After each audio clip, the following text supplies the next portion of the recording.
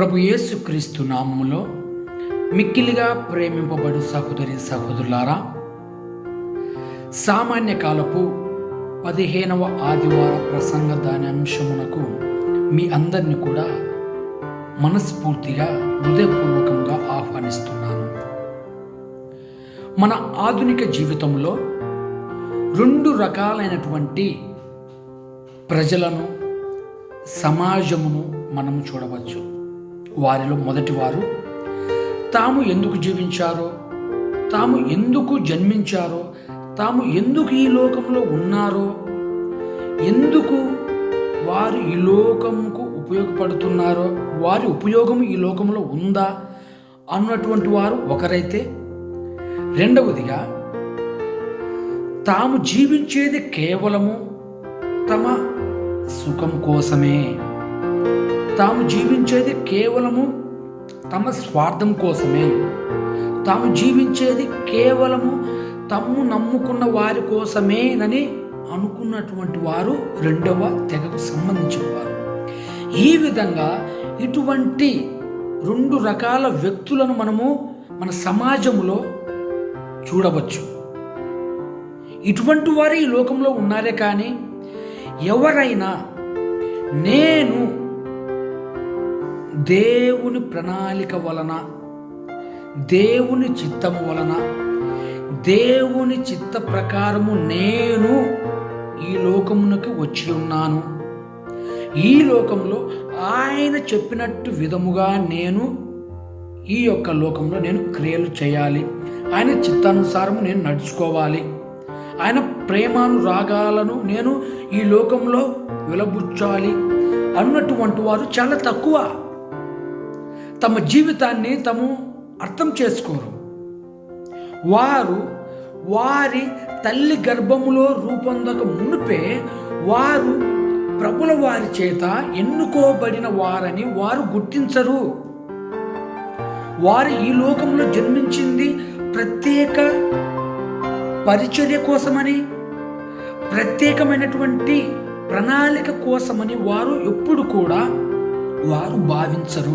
ప్రియ సహోదరి సహోదరులారా, అందుకే ఈరోజు తల్లి శ్రీ సభ నిన్ను నన్ను మనందరినీ కూడా పేరు పెట్టి మరి పిలుస్తుంది. నీవు ప్రత్యేకముగా ఎన్నుకోబడినటువంటి బిడ్డవు, నీవు ప్రత్యేకముగా ఈ లోకమునకు వచ్చినది యేసయ్య రాజ్యమును ప్రకటించుటకు, యేసయ్య రాజ్యమును విస్తరింప చేయుటకే గాని ఏదో నీ స్వార్థం కోసము దేవుడు నిన్ను సృజించలేదు అని ఈరోజు వాక్య పఠనాలు మనందరిని కూడా పిలుస్తున్నాయి ధ్యానించమని.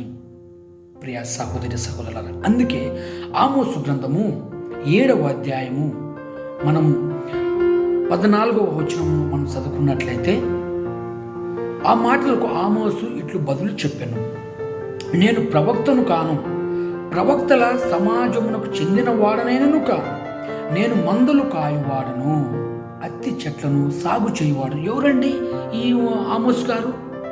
మందలను కాయువాడు, అత్తి చెట్లను కాయువాడు. అంటే దేవుని ప్రణాళిక ఈ యొక్క మందలు కాచుకునే వాని దగ్గర నుంచి కూడా వస్తుందని మనకు తెలియటం లేదు. ఈరోజు దేవుని ప్రణాళిక అనేది నీ యొక్క అందాన్ని చూసి, నీ యొక్క మెరుగుతనం చూసి, నీ యొక్క జ్ఞానం చూసి, నీ యొక్క అంతస్తులను చూసి, నీ యొక్క కుటుంబ సభ్యులను చూసి రాదండి. దేవుని ప్రణాళిక ఎవరికి ఎప్పుడు ఎలా వస్తుందో, ఎలా ఉంటుందో కూడా మనకు తెలియదు. ప్రియ సహోదరి సహోదరులారా, ఆమోసు ఆయన ప్రవక్త కుటుంబం నుంచి రాలేదు, గొర్రెలు కాచుకుంటున్నాడు ఆయన. అటువంటి వాణ్ణి దేవుడు ప్రత్యేకంగా పిలిచాడు. పిలిచి నువ్వు వెళ్ళి ప్రకటించు నా యొక్క సువార్తనని ఈరోజు ఆ యొక్క ఆమోసుకు అభయమిస్తున్నాడు. మరి దేవుని ప్రణాళిక ఎలా ఉంటుందో చెప్పనండి. ఒక గమ్మత్తు చెప్పనా? బైబిల్ చదివే వారికి ఇది అర్థమవుతుంది అనమాట. ఎలాగంటే, అంతఃపురంలో రాజభవనంలో పెరిగినటువంటి మోషే గారు గొర్రెలు కాపరి కాలేదా? మరి గొర్రెలు కాచుకున్నటువంటి దావీదు గారు రాజభవనంలో రాజు కాలేదా? అంతే ఉంటుందండి దేవుని ప్రణాళిక. ఎప్పుడు ఎవరిని ఎలా వాడుకుంటాడో తెలియదు. అందుకే ఈరోజు పట్టణాలన్నీ కూడా మనకు నేర్పిస్తున్నాయి. నీవు, నేను, మనందరం కూడా ఎన్నుకోబడినటువంటి జనాంగము. మనము సాక్షాత్తు పరమ దేవుని చేత ఎన్నుకోబడినటువంటి వారము అని మనం గుర్తించాలి ప్రియ సహోదరి సహోదరుల. మనం ఎప్పుడైతే గుర్తిస్తామో, మనం ఎప్పుడైతే ఆ యొక్క ప్రత్యేక పిలుపును మనము ఆలకించి ఆయన బాటలో మనం నడుస్తామో, మనము యేసయ్య నామమును మనం ఎక్కువగా కీర్తించగలము. ఆ యొక్క నామమును బట్టి మనము నడవగలము ప్రియ సహోదరి సహోదరులారా. అదేవిధంగా ఎఫెసీయులకు రాసినటువంటి లేఖ 1వ అధ్యాయము 10వ వచనం మనం చదువుకున్నట్లయితే, దివి అందలి భువి అందలి సమస్త సృష్టిని క్రీస్తు నాయకత్వమున ఒకటిగా చేయుటయే దేవుని ప్రణాళిక. దానిని ఆయన పరిపూర్ణ సమయమున నెరవేర్చును.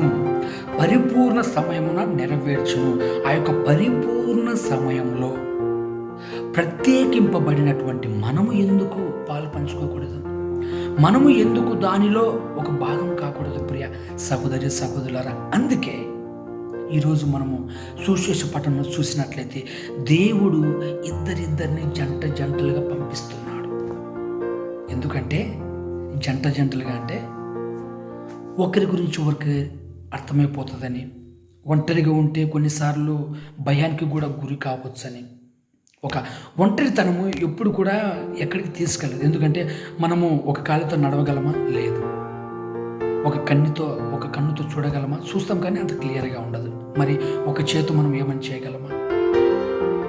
మరి ఒక పన్నుతో మనం ఏమైనా నమ్మలగలమా?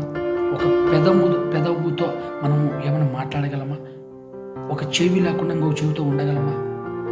మరి అందుకే దేవుడు మహాజ్ఞాని కాబట్టే ఒక్కొక్కరిని కాక ఇద్దరిద్దరిని పంపిస్తున్నాడు. అందుకే పునీత జాన్ ఆఫ్ ద క్రాస్ ఈ విధంగా అంటాడనమాట, ఒక్క నిప్పు రవ్వ చాలాసేపు రగులుతూ ఉండదంట, అది ఆరిపోతుంది అనమాట. అంటే ఒక నిప్పుకు ఇంకొక నిప్పు దగ్గరే ఉంటే అవి రగులుతాయి.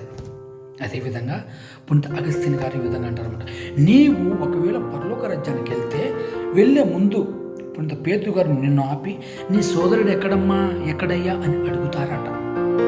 ఎవరిని? ఒంటరిగా వెళ్ళేవారు. అందుకే ప్రియ సహోదరి సహోదరులారా, ఒక వ్యక్తికి మరొక వ్యక్తి చాలా అవసరం.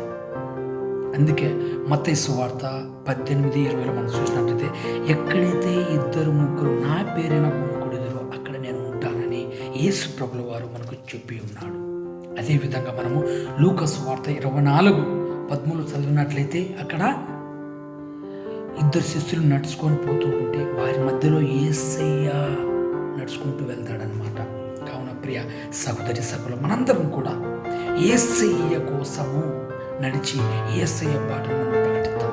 మరి అదేవిధంగా మనము సువిశేష పట్టణంలో చూసినట్లయితే ఈరోజు మీరు ఏమి తీసుకొని పోకూడదు అంటున్నాడు యేసు ప్రభువు. మరి ఏంటి అవి?